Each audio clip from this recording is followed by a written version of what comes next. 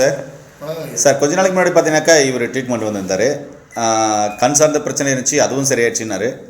கண்ணில் இம்ப்ளமேஷன் இருந்தது, சாயந்தரமானாக்கா ஒரு மாதிரி பர்னஸ் இருந்தது, அதுவும் சரியாயிடுச்சுன்னு சொன்னார். அப்பாவும் நல்லா இருக்குன்னு சொன்னார்.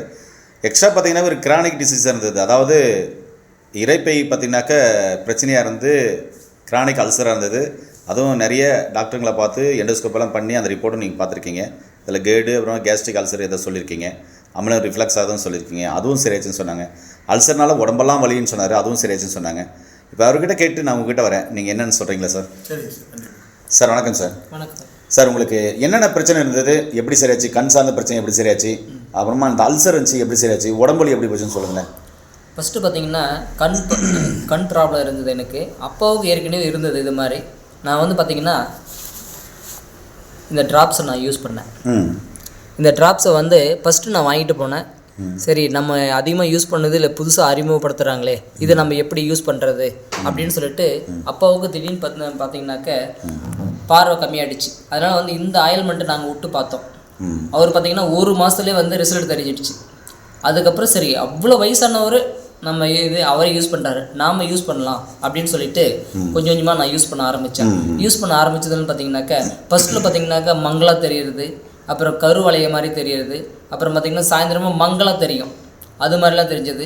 அப்புறம் டெஸ்ட் படிச்சிங்கன்னு பார்த்தீங்கன்னாக்கா காலையில் வந்து கண்ணை வந்து விழிக்கவே முடியாது. ஆமாம், இதான் இம்ப்ளிமெண்டேஷன் சொன்னீங்க. இப்போ கண்ணை தீர்ப்பு பண்ணுங்க, இப்போ நல்லா இருக்குல்ல? நல்லா இருக்குது. ஆனால் முன்னே அது மாதிரி இல்லை. முன்னே வந்து பார்த்திங்கன்னா அதிகமாக இருந்தது. அதிகமாக இருக்கும். அதாவது வந்து பார்த்திங்கனாக்கா சைடில் வந்து செதையே அதிகமாக இருந்தது. இப்போ கிளியராக இருக்குல்ல? ஆமாம். ஓகே, சொல்லுங்கள் சார். அதனால் வந்து அது கிளியராக இருந்தது. இப்போ பார்த்தீங்கன்னாக்கா நான் ஒரு மாதம் தான் யூஸ் பண்ணேன். இந்த ஒரு மாதத்துக்குள்ளே பார்த்தீங்கன்னாக்கா நல்ல ரிசல்ட் எனக்கு தந்துருக்குது அது.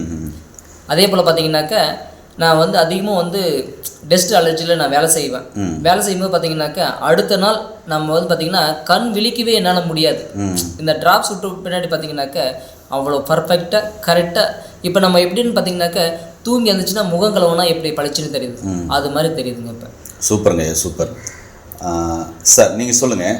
கண் சார்ந்த பிரச்சனைகள் பார்த்தீங்கன்னா ரொம்ப அற்புதமாக சரியாச்சுன்னு சொல்லியிருக்காரு. அடுத்த வீடியோவில் அவருக்கு அல்சர் எப்படி இருக்குதுன்னு பார்க்கலாம். சரிங்க. இது எப்படி சார், இந்த கண் சார்ந்த பிரச்சனை எப்படி சார் சரியாச்சு? ஐயோ, அவருக்கு வந்து ஆக்சுவலாக வந்து லிவரில் நிறைய டிஸ்டர்பன்ஸு, ஃபேட்டி லிவர் இருந்தது. அதனால் வந்து கண்ணுக்கு கொஞ்சம் பாதிப்பு இருந்தது. இவர் ஒர்க் பண்ண இடம் வந்து ரொம்ப டஸ்ட்டு அதிகமாக இருக்கக்கூடிய இடத்துல ஒர்க் பண்ணார். இந்த டஸ்ட் அதிகமாக இருக்கிற இடத்துல ஒர்க் பண்ணாருன்னா கண்ணில் வந்து அழுக்கு போய் உட்காந்துக்கும். அதனால் இரிட்டேஷன் இருக்கும், உறுத்தல் வந்துருக்கும், ட்ரைனஸ் இருக்கும். ஏன்னா இவர் வந்து நிறைய ஒர்க் பண்ணுன்னா அவுட்டோர் ஒர்க் தான், வெயிலில் வந்து இருக்கிற மாதிரி இருக்கும். இந்த ஐ ட்ராப்ஸ் போடும்போது என்னென்னா நல்ல லூப்ரிகேஷன் கிடச்சி அவர் அந்த ட்ரைனஸ் வந்து கிளியர் ஆச்சு. அந்த இன்ஃப்ளமேஷன் வந்து high sensitivity, light sunlight plus light வந்து அதிகமாக இருக்கக்கூடிய இடத்துல அவர் வேலை செய்யறதுனால அது வந்து பிட்ரிஜியம்னு ஒரு கண்டிஷன் இருக்கும். அதனால் அந்த சதை வளர்ச்சி மாதிரி இருந்தது, அது இன்ஃப்ளமேஷனும் சொல்லுவாங்க. இந்த ட்ராப்ஸ் வந்து போடும்போது அந்த அழுக்குகள் வெளியில் வந்துருச்சு, ப்ளஸ் அந்த இன்ஃப்ளமேஷனும் வந்து நல்லா வந்து குறைஞ்சி வந்தது.